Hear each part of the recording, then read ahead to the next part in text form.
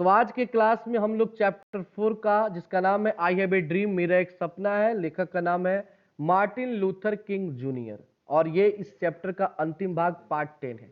अगर आप लोगों ने पार्ट 1, 2, 3, 4 से लेकर 9 तक नहीं देखा है तो चैनल के प्लेलिस्ट में जाइए और वहां से पहले आप स्टार्टिंग से पूरे चैप्टर को पढ़िए, क्वेश्चन आंसर को समझिए, ऑब्जेक्टिव समझिए, और तब इसको आप पढ़ेंगे तो बहुत ही ईजी आपको ये लगेगा। तो आज हम लोग इस चैप्टर का समरी पढ़ने वाले हैं, यानी कि सारांश पढ़ने वाले हैं। तो चलिए शुरू करते हैं कि क्या है सारांश। लेखक कहते हैं कि I have a dream is a speech delivered by Martin Luther king junior in Lincoln memorial in Washington DC 1963। 1963 में वाशिंगटन डीसी में लिंकन मेमोरियल के नीचे मार्टिन लूथर किंग जूनियर ने एक भाषण दिया जिसका नाम था आई हैव ए ड्रीम, मेरा एक सपना था।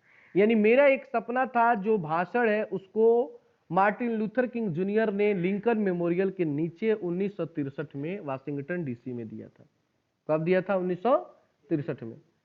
इन his early career he became civil rights activist. वे अपने कैरियर के शुरुआत में, अपने जीवन के शुरुआत में नागरिक अधिकार संचालन का काम किए, लोगों के अधिकार के लिए लड़े। And he was influenced by Mahatma Gandhi, और वे महात्मा गांधी से प्रभावित हुए। किनसे प्रभावित हुए? महात्मा गांधी से। He adopted non violence and got Nobel prize in 1964। उन्होंने अहिंसा को अपनाया और उन्हें 1964 में नोबेल प्राइज की प्राप्ति हुई थी। यहाँ पे आप नीचे एक पिक्चर देख सकते हैं। ये जो पिक्चर है, ये पिक्चर है लिंकन मेमोरियल का, और बगल में आप लोग देख रहे हैं ये है अमेरिका के राष्ट्रपति अब्राहम लिंकन, जिनके याद में ये हॉल बना हुआ है, मेमोरियल बना हुआ है, जिसका नाम रखा गया है लिंकन मेमोरियल। इसी सीढ़ी पर देख लीजिए, यहाँ पे ये सीढ़ी जो दिखाई दे रहा है, इसी सीढ़ी पे ये भाषण दिया गया था। किनके द्वारा? मार्टिन लूथर किंग जूनियर के द्वारा। यहाँ पे मैंने कोस्ट में एक परिचय दिया है, ये आपका समरी में नहीं है, बस लिंकन मेमोरियल के बारे में बताया है कि the Lincoln Memorial is an American national moment built on to honour the 16th president of the United State Abraham Lincoln. यानी कि ये जो लिंकन मेमोरियल आप लोग ऊपर देख रहे हैं, ये अमेरिका में बना हुआ है और माननीय अब्राहम लिंकन के याद में, उनके सम्मान में बनाया गया है, जो अमेरिका के यूनाइटेड स्टेट के 16वें राष्ट्रपति थे। कौन राष्ट्रपति थे? 16वें राष्ट्रपति थे। उन्हीं के याद में, उन्हीं के सम्मान में ये लिंकन मेमोरियल बना हुआ है। यहाँ पे उनका फिगर भी यही अब्राहम लिंकन जी हैं, जो अमेरिका के 16वें राष्ट्रपति थे।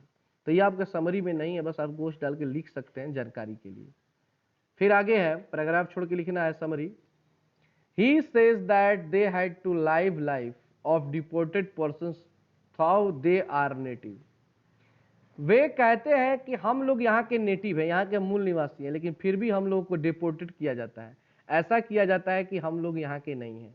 मार्टिन लूथर किंग जी बताते हैं कि हमारे साथ यहाँ के लोगों के द्वारा ऐसा व्यवहार किया जाता है कि लगता है कि हम लोग यहाँ के नहीं है, जबकि हम लोग यहाँ के नेटिव हैं, यहाँ के मूल निवासी हैं। American government is not supporting them. America की जो सरकार है हमारी सपोर्ट नहीं करता है, हमारी सहायता नहीं करती है।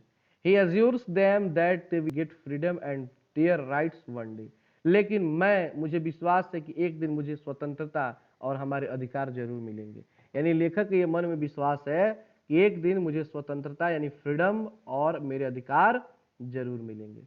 अगला पैराग्राफ है ड्रीम्स, वे सपना देखते हैं, that they will return to their homes, कि वे अपने घर आएंगे। अपने घर आने का अर्थ हुआ कि उन्हें अपनी आज़ादी मिलेगी और वे अपने देश को अपना देश समझेंगे।